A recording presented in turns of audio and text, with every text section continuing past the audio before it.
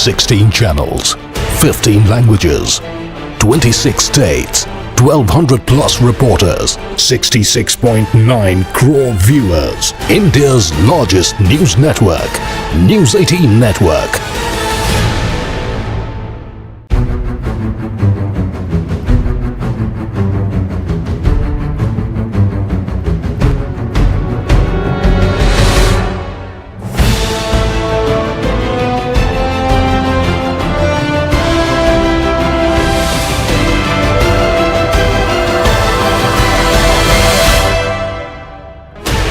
Sixteen channels, 15 languages, 26 states, 1200 plus reporters, 66.9 crore. आदाब, मैं हूं मुनज़्ज़ा शाह। खास बात इंडिया में आपका खैर मकदम है। सबसे पहले इस वक्त की सुर्खियां। मोदी हुकूमत की बड़ी जीत, लोकसभा के बाद राज्यसभा में भी शहरियत तरमीमी बिल मंजूर। बिल की हिमायत में 125 जबकि मुखालफत में 105 वोट।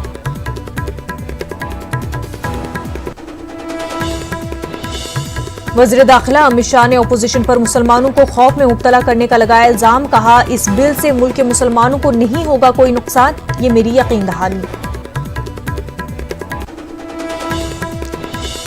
कांग्रेस समेत दीगर अपोजिशन पार्टियों ने शहरियत तरमीमी बिल को करार दिया गैर आईनी और मुस्लिम मुखालिफ। मुस्तकबिल में उसके संगीन नताइज सामने आने का जाहिर किया खदशा।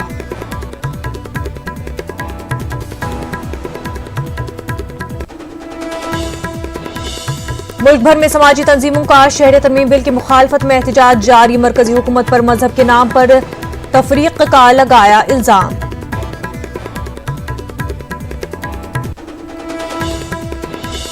आसाम समेत शुमाल मशरक़ी रियासतों में CAB की मुखालफत में पुरतशद्दुद एहतजाजी मुजाहिरे। आसाम के 10 अजला में टेलीकम्युनिकेशन खिदमात मुअत्तल। गैर मुल्की बाशिंदों को वापस भेजने पर फिर सियासत गर्म। जम्मू कश्मीर में मौजूद रोहिंग्याई मुसलमानों को वापस भेजने की भी मांग। रोहिंग्या बाशिंदों ने कहा, वापसी पर सलामती का दिलाया जाए यकीन।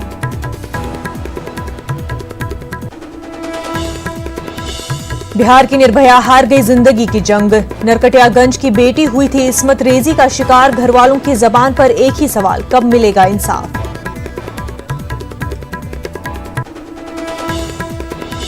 बाबरी मस्जिद राम मंदिर नाराजी केस के फैसले के खिलाफ नजरसानी की अर्जदाश्त सुप्रीम कोर्ट में मंजूर। कल होगी क्लोज डोर समाअत।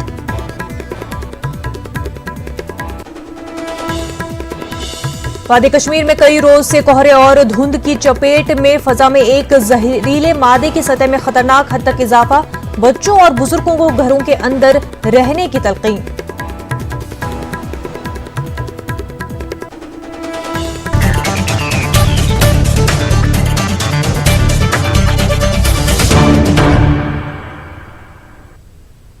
लोकसभा के बाद राज्यसभा में भी शहरियत तरमीम बिल मंजूर कर लिया गया है। बिल की हिमायत में 125 वोट पड़े जबकि मुखालफत में 105 वोट डाले गए। अपोजिशन ने राज्यसभा में भी बिल को मुस्लिम मुखालिफ और गैर आईनी करार देते हुए मुखालफत की। वज़ीर दाखिला अमित शाह ने अपोजिशन के तमाम एतराज़ात का जवाब दिया। बिल को पेश करते हुए और बहस मुकम्मल होने के बाद एतराज़ात का जवाब देते हुए अमित शाह ने यकीन दहानी कराई कि इस मुल्क के मुसलमानों का इस बिल से कोई लेना देना नहीं है और इस बिल से यहाँ के मुसलमानों की शहरियत पर कोई असर नहीं पड़ेगा। अमित शाह ने मजीद कहा कि हिंदुस्तान के मुसलमान मुल्क में महफूज हैं।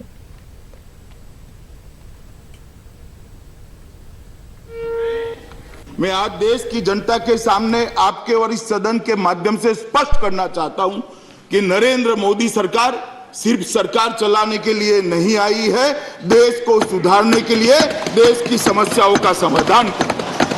मुझे भी मालूम है, माननीय कंट्रोवर्सी होगी, हो रही है। हमें क्या थी, 5 साल के लिए हमारे पास मैंडेट था। हम भी सालों तक जिस तरह सबने सत्ता का सुख भोगा, हम भी भोग सकते थे। कल कौन सा चुनाव है मान्यवर, कौन से कल इसका राजनीतिक फायदा उठाना है? चुनाव 4.5 साल के बाद है। मगर देश की समस्याओं को कितने साल तक टालते रहेंगे, लटकाते रहेंगे और समस्याओं को क्यूमुलेटिव इफेक्ट में बड़ी करते रहेंगे। जो सत्ता पर रहे सबको मैं कहना चाहता हूं, आज रात को रूम में अंधेरा रखकर अपने आत्मा के साथ संवाद करिए। अगर ये बिल 50 साल पहले ला दिया होता तो आज परिस्थिति इतनी न बिगड़ी होती। जब एक जर्नल दृष्टि से देखते हैं और सामान्य दृष्टि से जो हो रहा है इसको हम स्वीकारते हैं तो ये माना जाएगा मान्यवर कि जहां इस्लामिक स्टेट है वहां पर इस्लाम के अनुयायियों पर धार्मिक प्रताड़ना होने की कोई संभावना नहीं है। इसलिए इसमें सिर्फ हिंदू, सिख, बौद्ध, जैन, पारसी और क्रिश्चियन को भी रखा है। अब हमारी पार्टी की पंथ निरपेक्षता पर सवाल खड़े कर दिए। भाई सिर्फ हिंदू रखा है क्या? सिर्फ सिख रखा है क्या? इसके अंदर बौद्ध भी आ रहे हैं, जैन भी आ रहे हैं, पारसी भी आ रहे हैं, क्रिश्चियन भी आ रहे हैं। ये कहां पंथ निरपेक्षता नहीं है? सिर्फ मुसलमान आएगा तो ही पंथ निरपेक्षता हो जाएगी? आपकी पंथ निरपेक्षता की व्याख्या बड़ी सीमित है, हमारी व्यापक है। जो प्रताड़ित है उसी को लाना ये हमारी व्याख्या है।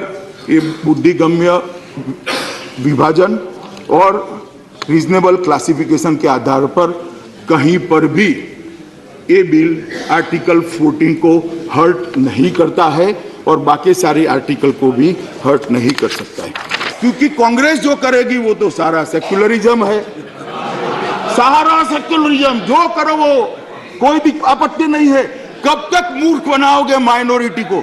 मान्यवर ये कह रहे थे कपिल सिब्बल साहब के आपसे कोई नहीं डरता मुसलमान। मैं तो नहीं चाहता डरे, आपके ही लोग कहते हैं डर है डर है डर है। मैं कभी नहीं कहता कि डरो, डरना भी नहीं चाहिए।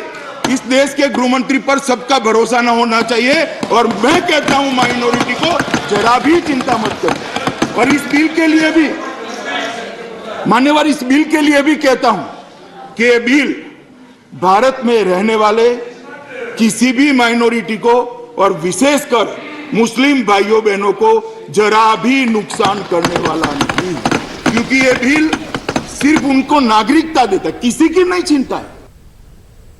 बीजेपी के कारगुजार सदर जेपी नड्डा ने भी वाजे किया कि इस बिल से सिर्फ 3 पड़ोसी ममालिक से लोगों को शहरियत देना मकसद है, न कि हिंदुस्तान की अक़लियतों के हकूक छीनना। और इसलिए कई बार ये लगता है कि जो वक्तव्य आया है उसमें फोर्स तो बहुत होता है, उसमें आवाज भी बहुत होती है, लेकिन तथ्य कम होता है। मैं रिकॉर्ड को स्ट्रेट करना चाहता हूं और रिकॉर्ड स्ट्रेट ये करना चाहता हूं कि हम कभी गांधी जी की बात करें, कभी सावरकर जी की बात करें, कभी हम किसी की बात करें, वह करना ठीक है, वह करना ठीक है। लेकिन आज जिस सिटीजन अमेंडमेंट बिल के बारे में हम बात कर रहे हैं उसका आधार सिर्फ एक है कि अफगानिस्तान, बांग्लादेश और पाकिस्तान में जिस माइनॉरिटी को रिलीजियस परसिक्यूशन हुआ है, प्रताड़ना हुई है, और वो लोग भारत में शरण लिए हैं या शरण लेना चाहते हैं, उनको सिटीजनशिप राइट देने का अधिकार देने का काम है। यह मूल बात है। This is the essence of this bill. This is the essence of the bill. और हम एसेंस से इधर उधर जाएं तो शायद हम रास्ते से भटक जाएंगे और जो हमारा उद्देश्य है उसको हम पूरा नहीं कर सकेंगे। किसी के साथ भी किसी का अधिकार का हनन नहीं हो रहा है। आर्टिकल 14 यहां किसी भी आधार पर नहीं आती है। जब परसिक्यूशन रिलीजियस के आधार पर होगा तो उत्तर भी रिलीजन में ही मिलेगा और उसी दृष्टि से उसको देखना चाहिए, इससे ज्यादा नहीं देखना चाहिए, ये मैं कहूं। कांग्रेस के राज्यसभा रुकन आनंद शर्मा ने शहरी तरमीम बिल को आईन की दफा 14 के खिलाफ करार दिया। 2016 में भी यह बिल लाया गया था।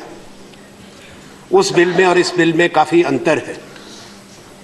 सरकार के पक्ष का मैंने गृह मंत्री जी को सुना, दूसरे सदन में भी ये कथन है कि सबसे बातचीत हो चुकी है, इसकी जांच परख हो चुकी है। मैं इससे सहमत नहीं हूं, ना मेरा दल, क्योंकि जो परिवर्तन हुए हैं उसकी स्क्रूटनी होना जरूरी है। आपने कहा यह ऐतिहासिक बिल है, पर इतिहास इसको किस दृष्टि से देखेगा वो वक्त बताएगा। अगर बदलाव लाए थे आपने, बेहतर होता। प्रजातंत्र की ये रिवायत है, इसको दोबारा दिखवाते जल्दबाजी क्यों? पार्लियामेंट की कमेटी को भेजते, अगले सत्र में इसको लेकर आते। हमने मांग की थी, पर सरकार अपनी जिद पर कायम है, चाहती है कि इसको करे जैसे कोई बहुत बड़ी विपत्ति भारत के सामने है, ऐसा जो कि पिछले 72 साल में नहीं देखा गया, इसलिए इसको तुरंत करना जरूरी। हम इसका विरोध करते हैं। विरोध के कारण राजनीतिक नहीं, संवैधानिक, नैतिक है। क्या संविधान निर्माताओं का यह सम्मान करना है? अगर हम यह कथन करें आज 2019 में 72 साल